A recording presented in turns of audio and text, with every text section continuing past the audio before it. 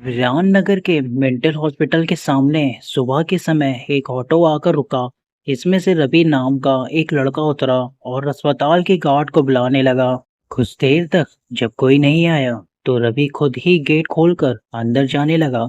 जैसे ही रवि ने गेट खोला, एक आदमी ने उससे पूछा कि तुम टीवी ठीक करते हो। रवि ने जवाब दिया नहीं।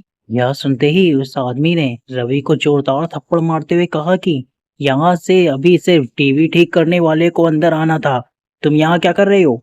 रवि को कुछ समझ नहीं आ रहा था। थप्पड़ खाने के बाद उसका सिर भी चकराने लगा, लेकिन किसी तरह खुद को संभालते हुए रवि ने कहा कि मैं यहाँ नौकरी के लिए आया हूँ। तभी एक डॉक्टर और उसके साथ चार कंपाउंडर भी गेट के पास पहुंच गए। उन्होंने थप्पड़ मारने वाले इंसान को पकड़ लिया। डॉक्टर ने कंपाउंडर से कहा कि जाओ इसे ले जाकर ट्रीटमेंट की तैयारी करो, मैं जल्दी आता हूँ।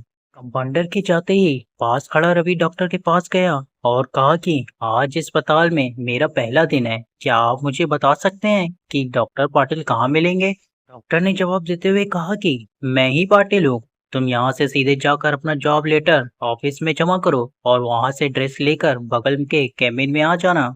रवि थोड़ी देर में कंपाउंडर की वर्दी पहनकर डॉक्टर के केबिन में पहुंच गया। डॉक्टर ने उससे बताया कि जो तुम्हें अभी गेट पे मिला था वो पागल है। पिछले 8 दिनों से वो सभी को टीवी बनाने वाला समझ रहा है। फिर जब उसे पता चलता है कि वो टीवी बनाने वाला नहीं है तो गुस्से में थप्पड़ मार देता है। उसके बाद डॉक्टर ने अपने अस्पताल के रमाकांत कंपाउंडर को बुलाया और रवि का परिचय सबसे कराने के लिए कहा।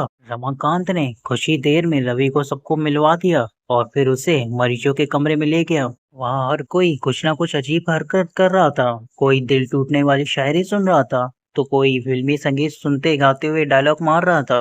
सभी मरीजों को दिखाते हुए रमाकांत ने रवि से कहा कि आज के बाद से तुम्हें इन सारी चीजों को झेलना होगा। इतना कहकर रमाकांत वहां से चला गया। तभी रवि को पता चला कि उसकी नाइट ड्यूटी लगी है। दिन के समय आराम करने के बाद रवि रात को मरीजों को देखने चला गया। जैसे ही रात के 12 बजे तो सभी का चेहरा डर से पीला पड़ गया।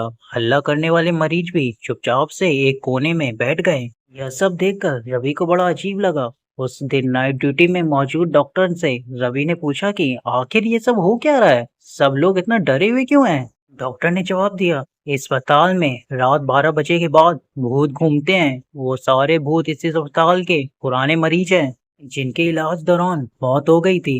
तुम संभल कर रहना। रवि को भूत पर विश्वास बिल्कुल भी नहीं होता था। उसने डॉक्टर की बात को हंसी में टाल दिया और अपना काम करने लगा। उसी रात को रवि अकेले बाथरूम जा रहा था। तभी उसे लगा कि कोई उसके पीछे है। मुड़कर देखने पर कोई नहीं दिखा। देर बाद उसे फिर ऐसा ही महसूस हुआ।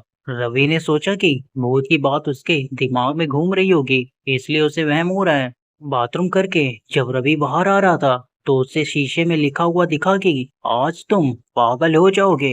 रवि को लगा कोई उसके साथ मजाक कर रहा है, इसलिए उसने इस बात पर गौर नहीं किया और अपने काम पर लग गया। कुछ देर बाद रवि को एक चीख सुनाई दी। वो दौड़ते हुए आवाज की ओर गया। जैसे ही रवि वहां पहुंचा तो एक पागल ने दरवाजा अंदर से बंद कर दिया।